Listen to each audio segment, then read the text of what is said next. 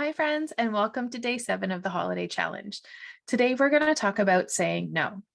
So, as well, maybe most of you find this difficult, maybe you don't, but I know for most of my life, I found saying no difficult because no one likes to disappoint others. However, in order to break the cycle of self sacrifice and to be true to ourselves at times, we may need to disappoint others. We need to say no to protect our energy, to protect our time, and so forth, protect our health and well being. So today, I want to talk about how to say no and the art of saying no. And the first thing with saying no is to, whenever someone asks something of me, if I know it's not an immediate yes or an immediate no, um, I bide some time. So I usually will say, you know what, can I get back to you on that? I just need to check something, or I need to check with someone, even if that someone is checking with myself. But just, giving myself a little bit of space and a little bit of time to then go deeper. And so the second step is to do a gut check and to ask myself, on a scale of 1 to 10, how much do I want to do this? Am I doing this out of my need to be liked? Am I doing this because I don't want to disappoint this person? Or am I doing this because I really, really want to do it? Is this going to drain me, or is this going to give me energy? Is this going to feed, my soul, or am I doing this out of self-sacrifice? Am I going to put myself in a state of self-sacrifice? And why do I feel the need to do that? So asking myself these questions. So biding some time, by saying, can I get back to you? I need to check on something, or I need to check my calendar, or need to speak with someone. And then, going inward and doing that gut check and saying, why am I doing this? Am I doing this out of my need to be liked, or my fear of disappointing, my fear of what might happen if I say no? Or am I doing this because I really want to and it would be really fun? Um, and then the third thing to ask yourself, or sorry, the third step is then to tell the truth with grace and love. So I've bought some time, um, and I've then, did my gut check. And now I'm going to respond with grace and love. And the thing is, when we go to say no, of course, no one likes to disappoint anyone. But I find that when I do say no to people and I'm very direct and I tell the truth, most of the time it's received, I would say, if not all the time, it's received with kindness or understanding. Even if the person is disappointed, they still respect the fact that I've been direct and I've, been honest. And so I find often what people find the most challenging around saying no is finding the language to actually say no.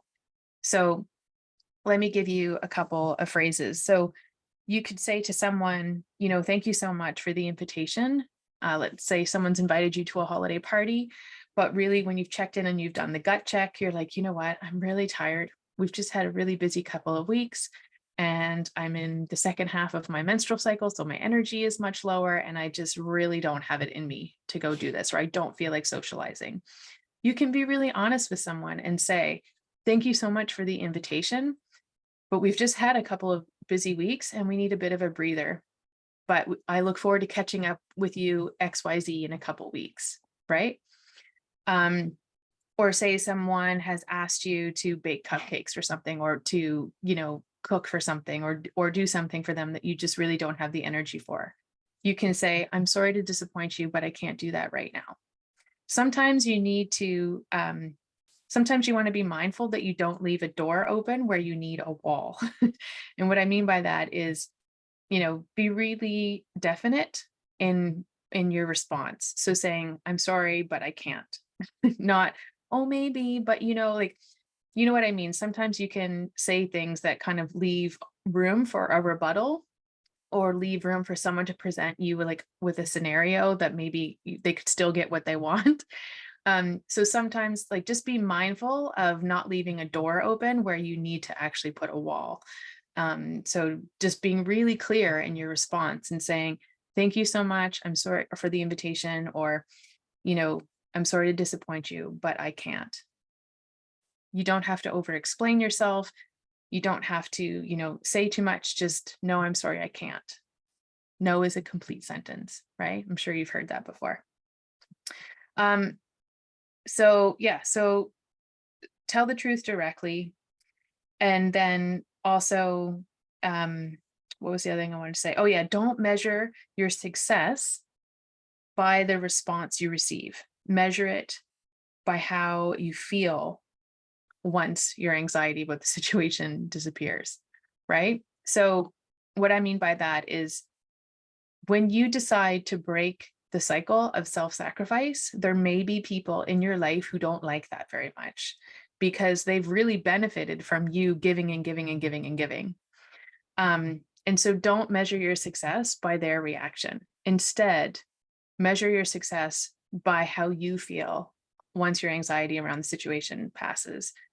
Meaning, oh, I feel so much better that I chose not to go to that party tonight and instead have a bath and read a book and, nourish myself.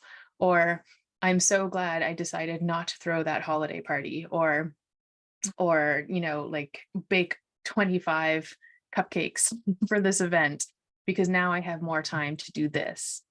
Um, yeah. So just some food for thought for you. I'm curious how you feel about this. Definitely bring this to if it's a subject matter that you find, challenging, or maybe this is giving you some insight, try it on for size with a scenario that comes up for you. And definitely bring it to our finale coaching call because I would love to talk about it further. Okay, that's what I have for you today, and I'll see you tomorrow. Bye.